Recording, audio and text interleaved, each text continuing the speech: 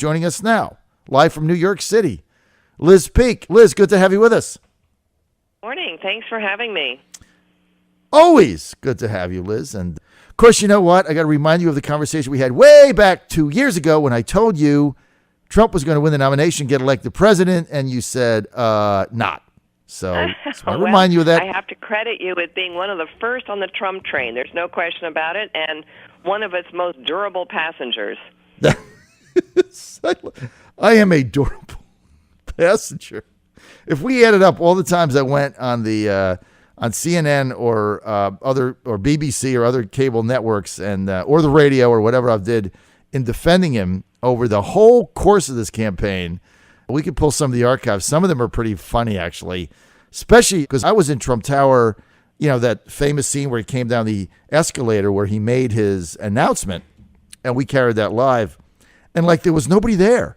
There was, like, me and, like, somebody from, like, Slate magazine. I mean, there was no press there except for, you know, a couple guys filming it for New York News. But, like, there was nobody there but me and, like, 3 other people. Look, So, there's no question that from the very start he has surprised people, outperformed expectations, and I frankly think that's going to continue as a more recent passenger aboard the Trump train, like for the last 6 or 7 months. right.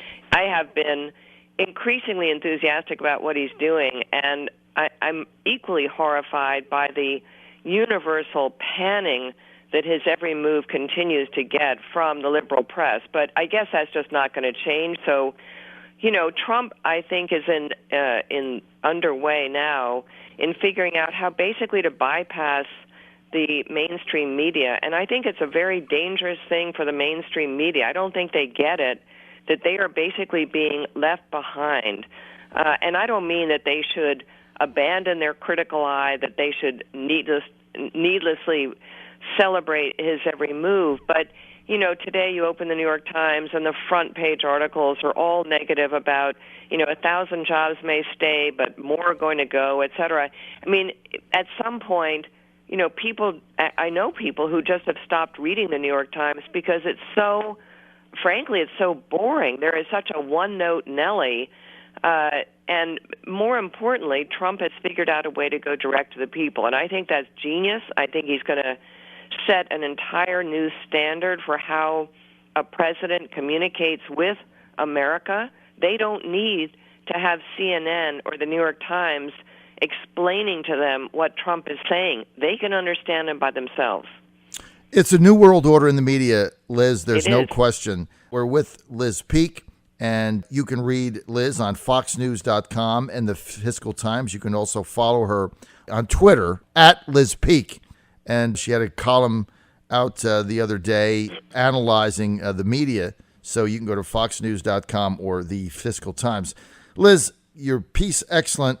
And, you know, what's interesting, if you look at what Trump has done, right, he had the big meeting with the media. They all went in there and they thought they were going to complain to him about access and, you know, who follows him to dinner. And basically he chewed them out. I mean, if you look at what happened, right, he got him in there. He chewed him out.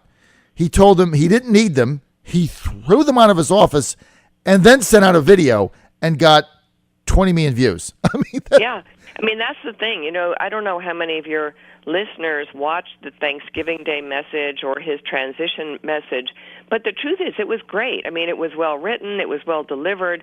And again, if you want to hear what your president is thinking and what he's up to, I think this YouTube approach could become a really regular source of communication. So now, of course, the Twitter account has been reactivated and is very busy as well.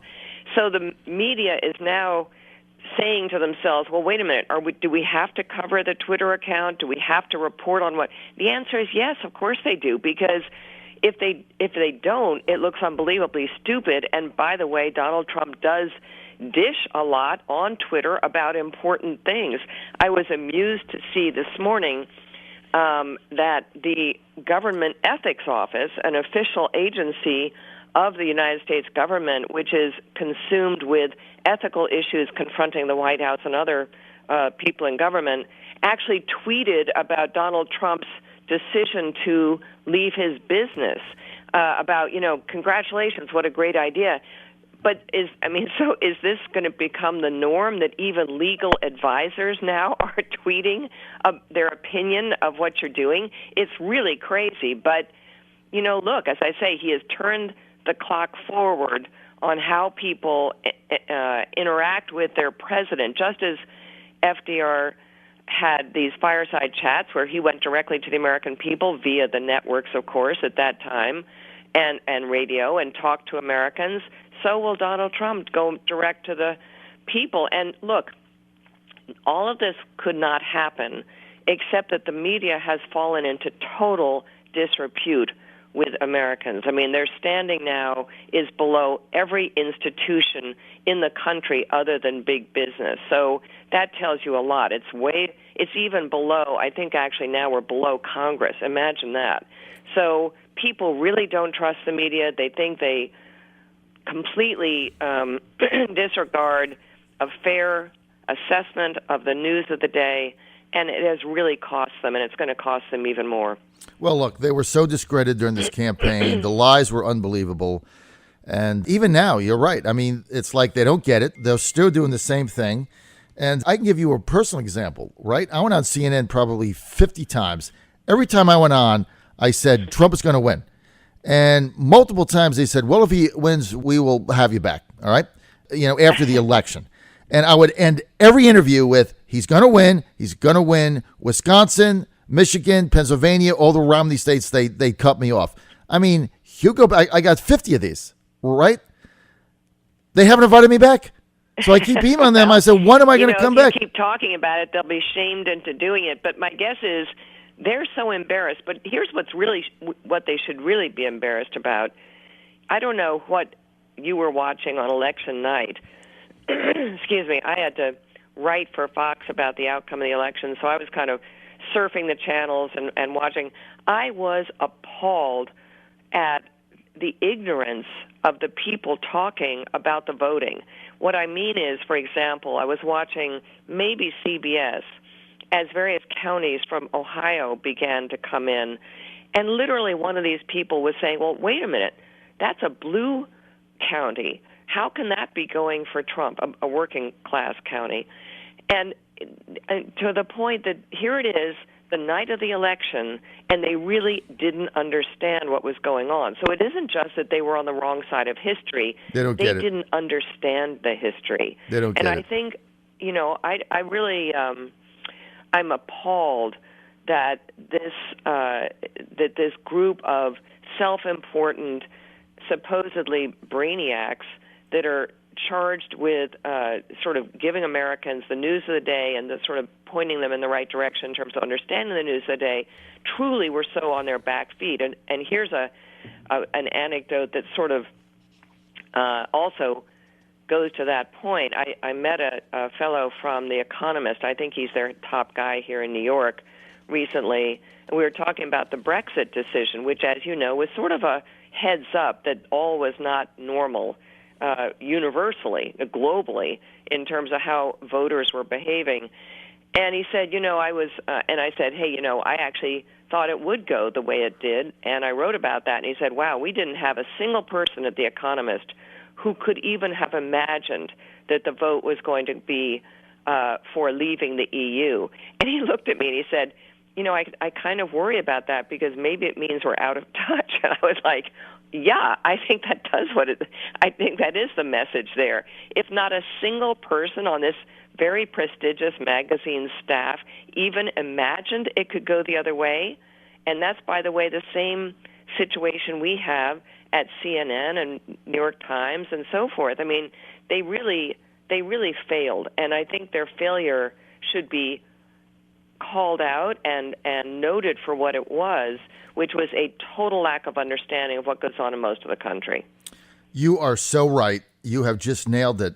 And in your piece, I loved what you said about, Trump didn't have to go on ABC. He didn't have to go on Charlie Rose. I read that. I laughed. Like, he didn't have to go on Charlie Rose, right? He can just go straight to the people and bypass the media. But as you pointed out, The Economist, they don't get it. They didn't get it then. No. They didn't get it before the election, during the election, after the election, and they still don't get it. They still have no by idea. The way, here's what's even more alarming to me is clearly President Obama doesn't get it either. I mean, he is in such denial about how this atrocity took place on his watch. You know, now he's blaming Fox News and the fact that Fox News is played out in bars across the country. I don't know about you. I've never seen Fox News on in a bar across the country. But Nope. anyway, you know, maybe he's right in some of these Midwestern states. Maybe that's the norm. But he really cannot and will not take personal responsibility for the fact that for 8 years he did not heed the desires and wishes of the country. He was shellacked, his word, in 2 off-year elections. And true, his popularity numbers are still okay. The policy polling has been universally sour since about 2009. So, you know, this is really amazing to me that he really doesn't still understand it. All right, that's going to be it. We want to thank Liz Peek for that analysis. Always good to have you on, Liz. I know you got another commitment. Thank you so much. You can follow Liz on Twitter at Liz Peek. Read her on the Financial Times or foxnews.com.